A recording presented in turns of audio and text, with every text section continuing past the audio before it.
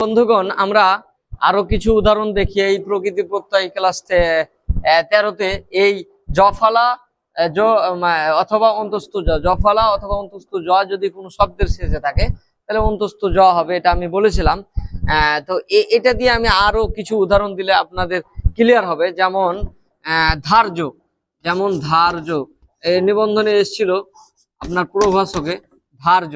এটা যদি আপনাকে বলা হয় এটার প্রকৃতি প্রত্যয় কি, তা আমি বলেছি অন্তস্থ জ থাকলে কি হবে, অন্তস্থ জ হবে।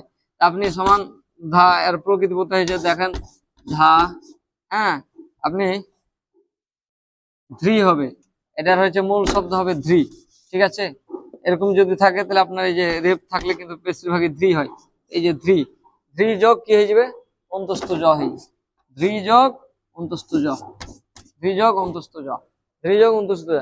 আবার যদি কার্য বলা হয়, কার্য, হ্যাঁ এই কোয়ালিটির প্রশ্ন যদি করে তাহলে আপনার কি হবে, এর প্রকৃতি প্রত্যয় অন্তস্থ জ থাকলে লাস্টে অন্তস্থ জ হবে। তাহলে এটার হবে, এটার মূল শব্দ হবে ক্রি, কি হবে ক্রি, এর মূল শব্দ কি ক্রি যোগ অন্তস্থ জ, অন্তস্থ জ যোগ অন্তস্থ জ। তো আমরা হয়তো আমি আশা করি আপনারা বুঝতে পেরেছেন। ও এই জ ফলা বা অন্তস্থ জ সমান অন্তস্থ জয়ই হবে। এনে ধার্য, এই যে অন্তস্থ জ আছে অন্তস্থ জ হয়েছে, এনে কার্য এই যে অন্তস্থ জ আছে অন্তস্থ জ হয়েছে।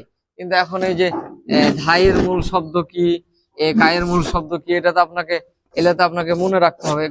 এগুলা সাধারণত কি হয়, ক্রি হয়, এরকম হয়। ঠিক আছে, আসসালামু আলাইকুম।